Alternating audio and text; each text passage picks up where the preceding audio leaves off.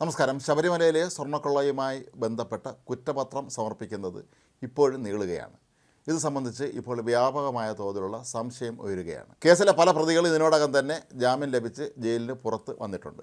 അതിൽ മുരാരി ബാബുവിനെ ഇന്നലെ ED ചോദ്യം ചെയ്യാൻ വിളിപ്പിച്ചിരുന്നു എന്നുള്ളതല്ലാതെ ഈ മറ്റു ഓരോ പ്രതികളും കുറ്റപത്രം സമർപ്പിക്കുന്നത് വൈകുന്തോറും പുറത്തേക്ക് വരുന്നത് പ്രത്യേക അന്വേഷണ സംഘത്തെ സംബന്ധിച്ചിടത്തോളം വലിയൊരു തിരിച്ചടിയായി മാറും എന്നുള്ള കാര്യം ഉറപ്പാണ്.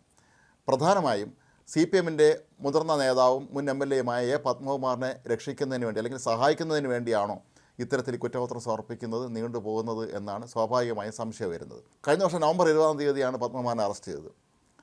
ഈ മാസം 20-ാം തീയതിക്കകം കുറ്റപത്രം സമർപ്പിച്ചില്ലെങ്കിൽ പത്മകുമാറും പുറത്തിറങ്ങും. പത്മകുമാറിൻ്റെ പേരിൽ ഇനിയും പാർട്ടി നടപടിയെടുത്തിട്ടില്ല. മാത്രവുമല്ല, കുറ്റപത്രത്തിലെ പരാമർശങ്ങൾ പരിശോധിച്ചായിരിക്കും പത്മകുമാറിൻ്റെ പേരിലുള്ള നടപടിയുടെ കാര്യത്തിൽ തീരുമാനം എടുക്കുക എന്നാണ് CPM നേരത്തെ വ്യക്തമാക്കിയിട്ടുള്ളത്. അപ്പോൾ അതനുസരിച്ചാണെങ്കിൽ ഈ മാസം 20-ാം തീയതിക്ക് മുമ്പ് കുറ്റപത്രം സമർപ്പിച്ചില്ലെങ്കിൽ പത്മകുമാറും പുറത്തിറങ്ങും. നേരത്തെ പ്രോസിക്യൂഷൻ ഇവരുടെ ജാമ്യാപേക്ഷ നിരസിക്കണമെന്ന് ആവശ്യപ്പെട്ട് സമർപ്പിച്ച ഹർജിയിലൊക്കെ തന്നെ ഇവർ വലിയ സ്വാധീനമുള്ളവരാണ് എന്നും അതുകൊണ്ട് തന്നെ ഇവർ പുറത്തിറങ്ങുന്നത് കേസിനെ ദുർബലമാക്കാൻ സഹായകരമാകുമെന്നുമൊക്കെ തന്നെ ചൂണ്ടിക്കാട്ടിയിരുന്നു.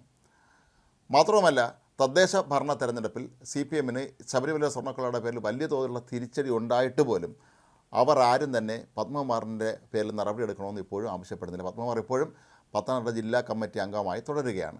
അതേസമയം കോൺഗ്രസ് ആകട്ടെ രാഹുൽ മാങ്കൂട്ടത്തിൻ്റെ പേരിൽ ആരോപണം വന്നതിൻ്റെ തൊട്ട് പിന്നാലെ തന്നെ കേസ് രജിസ്റ്റർ ചെയ്തപ്പോൾ ആദ്യം സസ്പെൻഡ് ചെയ്യുകയും പിന്നീട് പാർട്ടിയിൽ നിന്ന് പുറത്താക്കുകയുമാണ് ചെയ്തത്. പക്ഷേ ഇവിടെ സംഭവിച്ചിരിക്കുന്നത് പത്മകുമാറിനെ പരമാവധി രക്ഷിക്കുക എന്നുള്ളത് തന്നെയാണ്. പത്തനംതിട്ട ജില്ലയിൽ ഒരുപക്ഷെ പിണറായി വിജയന് ഏറ്റവും വേണ്ടപ്പെട്ട നേതാവ് എന്ന് പറയുന്നത് A. പത്മകുമാർ തന്നെയാണ്. അതിൻ്റെ ബലത്തിൽ തന്നെയാണ് പത്മകുമാർ ദേവസ്വം ബോർഡ് പ്രസിഡന്റ് ആയിരുന്നപ്പോഴൊക്കെ തന്നെ പ്രവർത്തിച്ചത്. ദേവസ്വം ബോർഡിൽ അദ്ദേഹത്തിൻ്റെ കൂടെ അംഗമായിരുന്നു വിജയകുമാർ പറഞ്ഞത് നമ്മളിവിടെ ഓർക്കേണ്ടതുണ്ട്.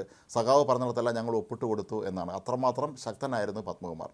അതുകൊണ്ട് തന്നെ ഈ കേസിൽ കുറ്റപത്രം സമർപ്പിക്കുന്നത് നീണ്ടു പോകുന്തോറും പത്മകുമാർ ഉൾപ്പെടെയുള്ളവരെല്ലാവരും തന്നെ പുറത്തിറങ്ങുകയും അവർ ഈ കേസിനെ ഒരു അട്ടിമറിക്കാനുള്ള നീക്കങ്ങൾ നടത്തുകയും ചെയ്യും. കൂടാതെ ഉണ്ണികൃഷ്ണൻ പോറ്റിയെ സംബന്ധിച്ചും അയാളും ഈ കേസിൽ ഏറ്റവും പ്രധാനപ്പെട്ട പ്രതിയാണ്. ഈ കുറ്റപത്രം സമർപ്പിക്കാൻ നീണ്ടുപോയാൽ ഉണ്ണികൃഷ്ണൻ പോറ്റിയും പുറത്തിറങ്ങും. എല്ലാവിധ കുതന്ത്രങ്ങളും ഉപയോഗിച്ച് പിന്നെ ഈ കേസിനെ അട്ടിമറിക്കാനായിരിക്കും ഇവരെല്ലാവരും കൂടെ ചേർന്ന് ശ്രമിക്കുക എന്നുള്ള കാര്യം ഉറപ്പാണ്. കൃത്യമായി ഇവർ ഗൂഢാലോചന തന്നെ നടത്തി ഈ കേസിൻ്റെ അന്വേഷണം അട്ടിമറിക്കാനുള്ള സാധ്യതയും കൂടുതലാണ്. പക്ഷേ എന്നിട്ടും പ്രത്യേക അന്വേഷണ സംഘം ഇപ്പോഴും നിസ്സഹായരായ അവസ്ഥയിലാണ് ഇരിക്കുന്നത്.